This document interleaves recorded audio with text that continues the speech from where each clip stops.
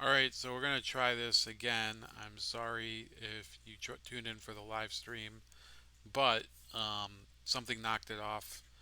I don't know whether it was YouTube or my software or my network. So we're going to talk about a few topics. The first topic we're going to talk about is this failed movie called Bros. The next one's going to be the Josh Shapiro scandal that nobody's really talking about concerning some prison guards that were accused and even some were brought to trial for sexual assault. And then we're going to talk about the improbable survival of Jair Bolsonaro, the president of Brazil.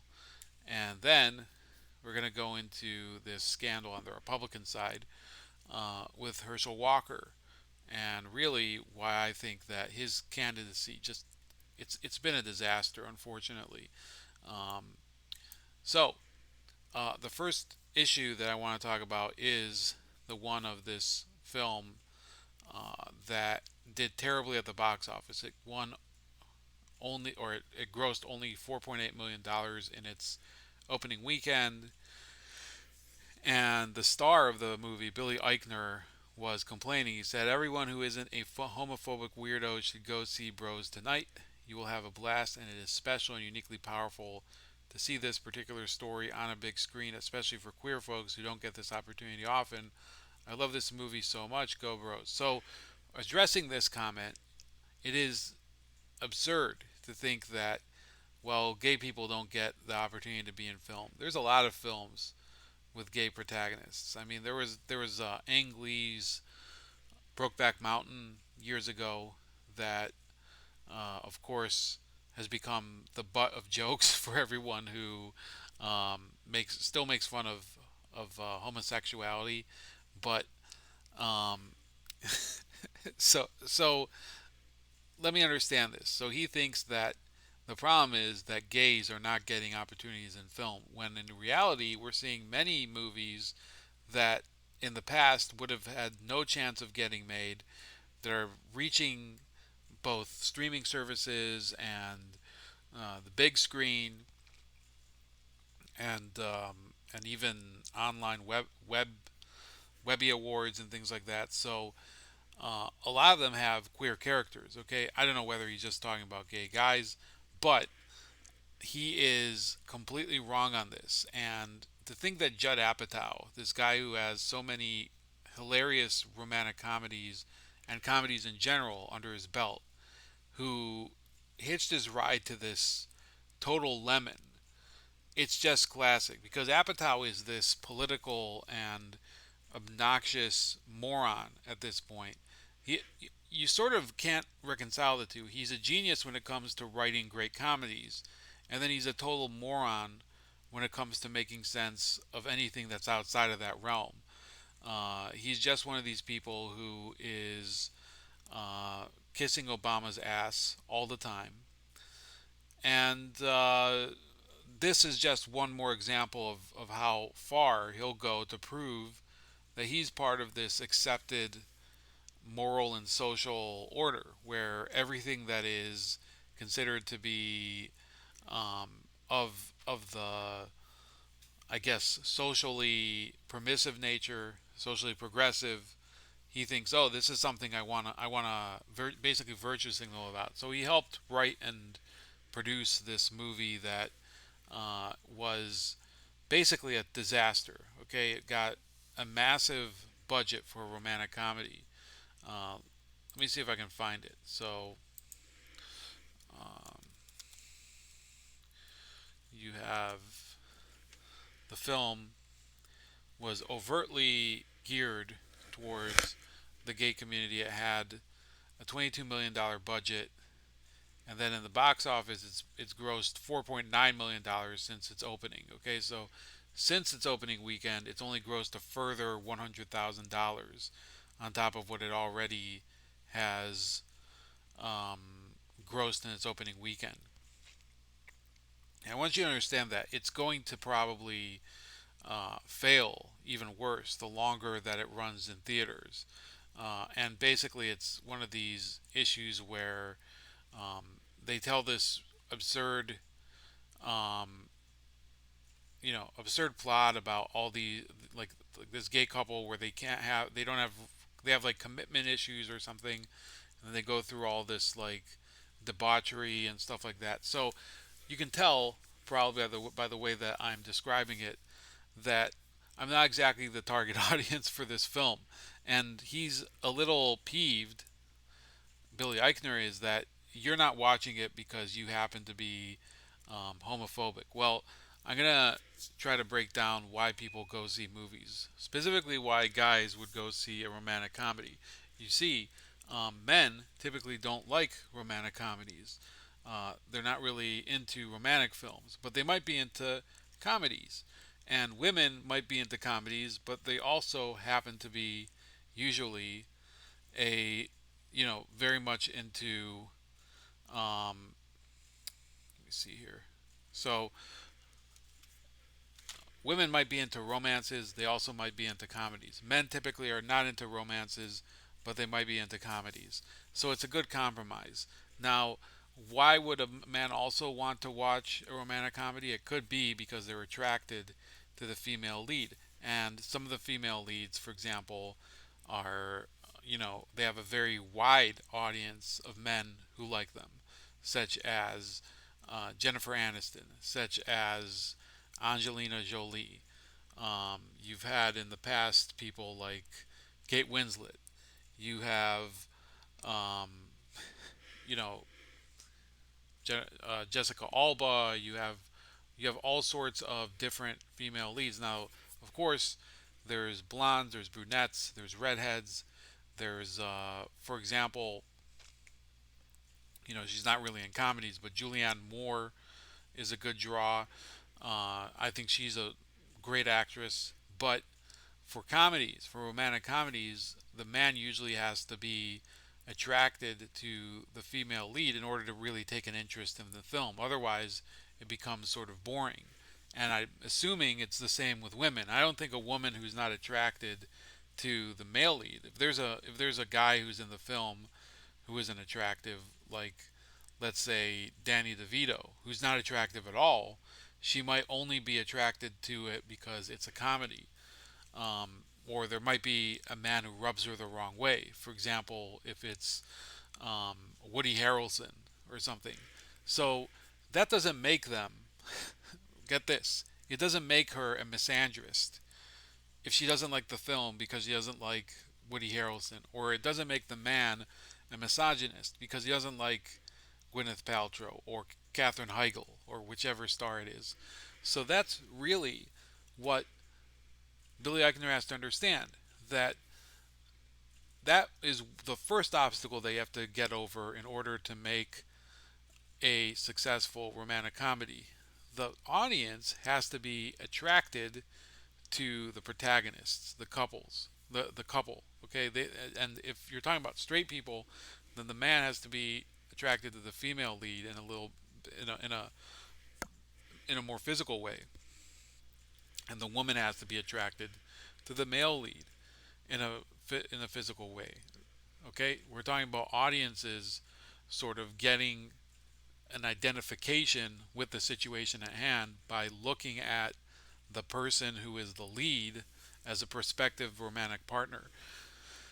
The other thing that has to happen is the story has to be consequential, and um, if it's not really that well written, then people are going to lose interest. Okay, one of the best romantic comedies that I remember watching was Forgetting Sarah Marshall, and in that movie specifically, I don't even remember much of why it happened, but it seemed to be hilarious because it was a guy who paradoxically couldn't get over a relationship where the woman had dumped him, and he was basically wasting his life away until he found another woman. But that was a Judd Apatow film that I thought was ingenious. Now, the genre has fallen off for several years. It used to be that every year or so there would be a great romantic comedy. 50 First Dates is considered an amazing one. My wife and I watched it. It was great, but they're not making movies like that nowadays. Another one that was a big hit was um, was the one with um,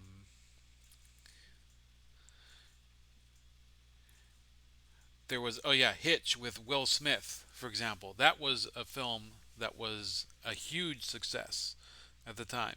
So you have to remember that this was a holdover from an era when people would really identify with these Hollywood stars. That's starting to wane now. You know, America's changed. For one thing, there is this. Um, Let me transform this. There's this issue right now where people are starting to lose their identification with Hollywood. Okay, and it's not really something that can be recovered from. Okay, once people start to say, well, these people are not representative of my mindset, then you've basically lost them. So, this is an issue that any romantic comedy is going to have nowadays. Sorry for the clicking. Because, because entertainment has become so polarized that somebody like Billy Eichner, first of all, he's very well known. I think he's more known for being a political activist for the Democrats than he is for any real comedic work that he's done.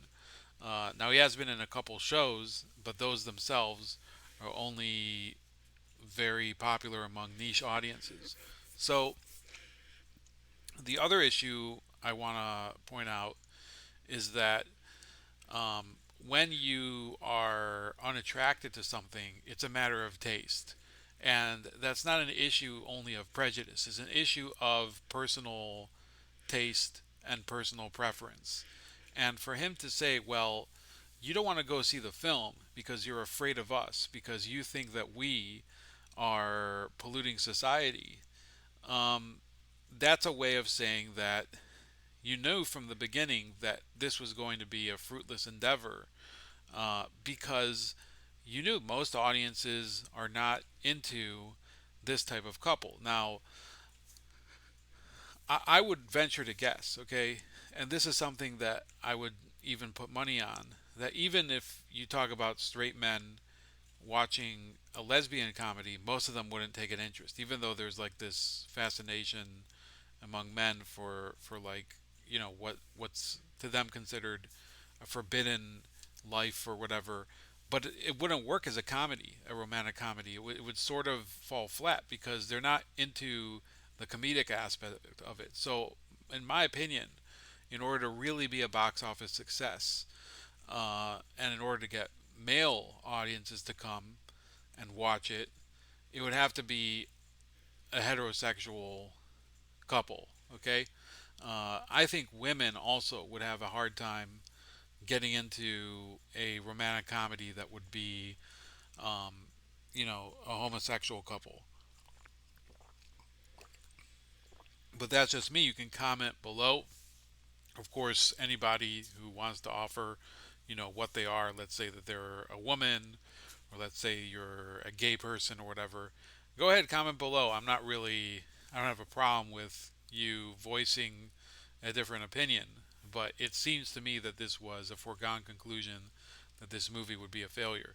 Okay, my story that I researched was about Josh Shapiro, and he's the current Attorney General of Pennsylvania, and he actually in 2018 tried to have arrested and convicted a group of 7 Pennsylvania prison guards in Lackawanna County, Pennsylvania. Now, I wasn't the first person to expose this story, but it really only um, made much of a mark in its local area, in the Lackawanna area of Pennsylvania, which is in, I guess, close to the Scranton area. So, he announced felony criminal charges against a group of guards at a press conference in Harrisburg, which is the capital of Pennsylvania. The allegations were that guards forced inmates into sex acts in their jail cells and in a utility closet and plied them with perks such as food and cigarettes. But this case has proven to be an embarrassing boomerang for Shapiro, as none of these charges have stuck. So, one person pleaded guilty to a lesser charge of misdemeanor harassment. Two other guards pleaded no contest to the charge of official oppression. That I guess would mean that they abused their position in order to torment one of the prisoners at the facility. And another two were acquitted at trial. So there's one more case that's pending, and there was one that had the charges dropped. The resolution of these cases, however, cannot erase the images that were beamed across local news of Paul Voglino being perp walked into in a sweatshirt and handcuffs. So he then sued the state, okay, this prosecutor's office, and his lawsuit was dismissed. So obviously that could mean a number of things. It could mean that yes, there was some merit to the charges. However, he wasn't able to really prove that there was malicious intent, or it could mean that it was simply a lack of standing. I personally can't conclude one way or another, but you have to keep in mind that Shapiro is probably going to be the next governor of Pennsylvania, and that's what really gives me pause. Okay, I'm a person, I do believe in the presumption of innocence. It doesn't mean that I think that prison guards are great people and that these guys were totally innocent, but it looks like these cases were a bunch of nonsense, and that uh, pleading to lesser charges or even getting acquitted when originally the charge was a rape room and that everybody knew about it. It just doesn't make any sense. So um, I don't think that this is really going to affect the trajectory of the race. Unfortunately, Shapiro is running against a guy who's very vulnerable. Okay, he's not the incumbent, but as the state attorney general, he has much more name recognition than Senator Doug Mastriano. He's a state senator, so he has that advantage. Most of the business community and big corporations are on Shapiro's side because they know he'll play ball. So while I don't have a problem with people being in favor of Doug Mastriano, I don't think he was the greatest candidate to go up against Shapiro, simply because I think that Shapiro needed someone who could bridge the gap and say that they have a centrist appeal. Now, Mastriano, I have no problem with his policies. I think he's probably a decent politician. I think a lot of the rhetoric about him is overblown and exaggerated, but I don't think he's going to be able to appeal to those independent voters, the people who do watch the local news and attend, baseball games in Philadelphia, and people who are still connected to mainstream society and haven't sort of withdrawn because of their political identification and their disillusionment with the system. So yeah, I think that Shapiro will probably win. He's currently leading by almost 10 points in the polls, and while I'm not a big um, adherent to the polls, I don't worship them. I don't look at them as the gospel because I know usually they're off by some order of magnitude. But it's usually not enough in a case where one candidate is leading by 9 or 10 points to convince me that the race is as competitive as somebody like Mastriano would have them believe. So yeah, I do believe that Shapiro will probably be the governor, and I also think that for people in Pennsylvania, uh, they should be warned that this is the type of person who's going to run their state now. He's somebody who doesn't really care whether people are guilty or innocent. He's going to try to railroad them just in order to get a nice headline. So, uh, next topic we'll go to before we go to Brazil. Um, there is a story here. Now, I'm not concluding that this is true, But unfortunately, Herschel Walker has enough of a checkered past that I can't rule it out. And this is that he paid a mistress money for her to get an abortion in 2009. So the reason that I have like mixed feelings about this is because, look, I'm not a person who says you should just for political reasons you should say all is forgiven when a candidate lies to your face. And unfortunately, I don't know like whether Herschel Walker is really willing to be honest with himself sometimes. Um, I think it's definitely possible that this is true.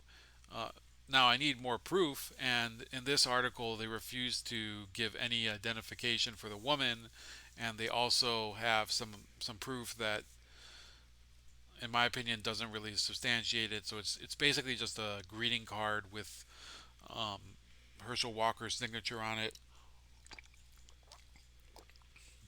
It's far from incriminating in my mind.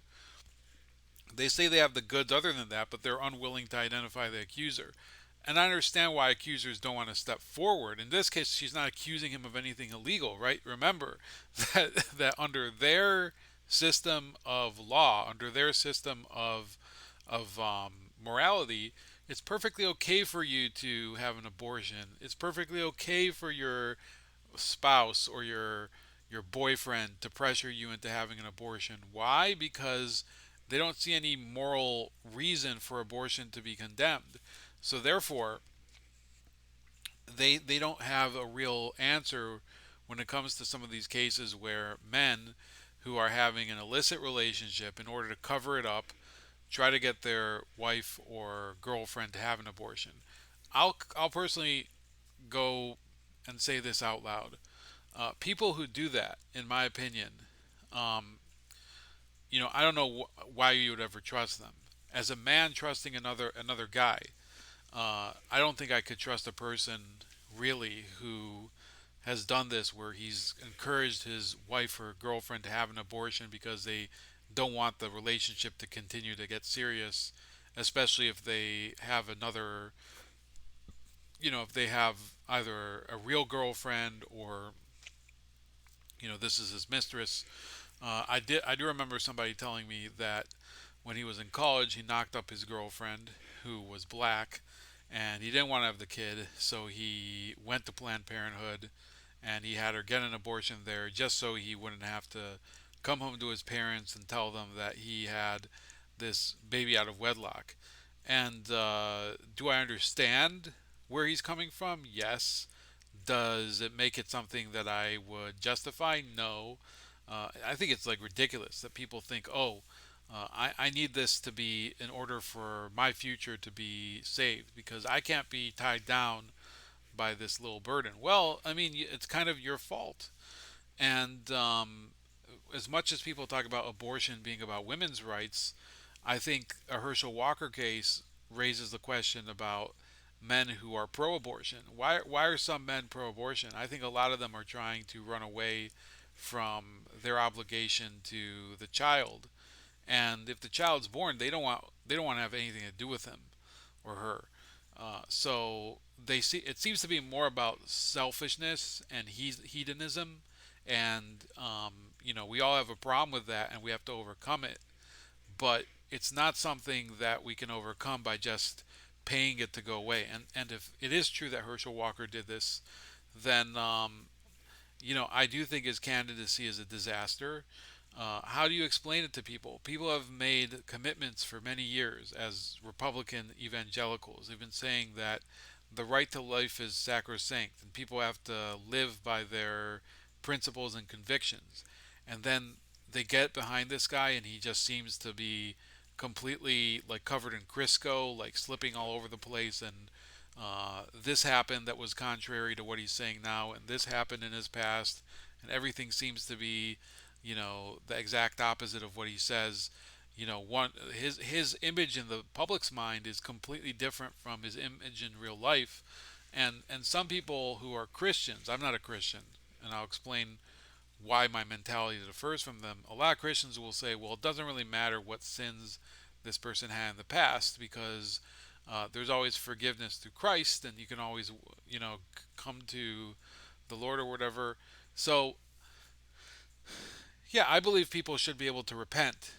And in my religion, repentance is a big thing. Tomorrow is going to be our Yom Kippur holiday, so it's a big deal in our community. But um, it doesn't mean I should support somebody for political office that seems to be, one thing in front of the podium and then another, or behind the podium, I should say. He's one thing behind the podium, and then in his past, he just seems to be completely different. I don't have to forgive him. I need somebody. If I'm thinking about what's a good candidate, I need somebody who's going to be consistent and principled. And this is not being consistent and principled. It's definitely an, beyond just an ethical lapse. And I pity the people who put all of their trust in Herschel Walker. Look at all these allegations, salacious stuff about him, and he's denying it at the moment. He says he's going to file legal action. If it turns out that Herschel Walker did do this, and he's been lying to his own people, he's been lying to the public. I don't know how people go out and vote for him. They have to be just completely committed as Georgia Bulldog fans or as diehard Republicans to vote for a guy who just lies to their face. So this doesn't mean I would say you should go out if you're from Georgia and you should vote for his opponent, Raphael Warnock, because I think he's terrible for some different reasons and some of the same reasons, by the way. He has his own um, demons and his own abusive past towards his wife, his ex-wife, I guess now. But it is one of the reasons. Sometimes I say to people, why would you vote for either of these clowns? In my case in Ohio, we have a governor who is just a disaster. And he's a Republican, and he's been in favor of lockdowns. He's been in favor of big pharma and the vaccine mandates. So I've been saying, I'm not really interested in voting for or supporting or expressing any support for Governor DeWine. So that's my take on this. And, um, you know, it is difficult to tell people there's a Senate in the balance and they want there to be a conservative Senate and enough votes to prevent a Democratic dominance of the branches of government. So I don't know what to tell people, but I can't in like with a straight face tell people, oh, vote for this Herschel Walker guy. He's gonna no. Now Dr. Oz, I think, has done a lot to improve his image and improve his consistency and show that he's a candidate with real substance who knows how to fight a campaign. I think in Pennsylvania, um, he might be the better choice against John. I mean, I think he's the better choice against John Fetterman, but he might actually be a decent choice as opposed to somebody who is simply the lesser of two evils. So that all remains to be seen. The final topic, I'll probably be writing something on this to be published later this week. So everybody's a little flabbergasted that in Brazil there was an election where the conservative candidate, the incumbent Jair Bolsonaro, wasn't knocked out in the first round. Everybody was predicting or saying that it was likely that he would be the loser right away, and his opponent and predecessor, Lula, would win in one round with over 50%. And it just didn't happen. In fact, uh, Lula came up short by more than 1%, and it's going to be a pretty close election from here on out. It's a 5% difference, so it's not razor thin, but I think that it opens the door for Bolsonaro to campaign pretty hard for his reelection with the rest of the month open. And the left has to be feeling a little bit demoralized at this point because they were thinking that this would be easy, that Lula had captivated the public so much, Bolsonaro would be an afterthought and he would just fizzle and fall apart. But that didn't happen. And now we get to see this big showdown at the end of the month, and I definitely am interested in how that will turn out. Now, um, there's a lot of other news that I wanted to get to. I did want to talk about the economy, but it's too complicated of a subject to talk about in depth at this hour. So I will try to get back to you about that later this week. Other than that, have a great um, Tuesday, a happy New Year for those of you that are Jewish like me, or if you're not Jewish, also have a happy New Year. Uh, for what it's worth, and you know, an easy rest of the year. I'm hopeful that you can figure out the way to make it through this current crisis. And we'll be talking about things like that. Ways to prepare, things that are easy to do as opposed to committing too much money and time. And if you have ideas like that, I do want you to put those in the comments. Put some ideas on how to save and how to prepare for disaster, because we all know it's looking a little dicey out there. All right. Please like, share, and subscribe, and don't forget to click on the link tree below to find me on all the alternative social media and video hosting platforms. You have, let's see here. Um,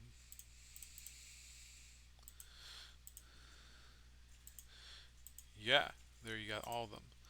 So you got Odyssey, Rumble, BitChute, YouTube, Podbean, Gab, Mind, Substack, Telegram, Getter, Truth, and I have Callin, but I don't really use it. So have a great day.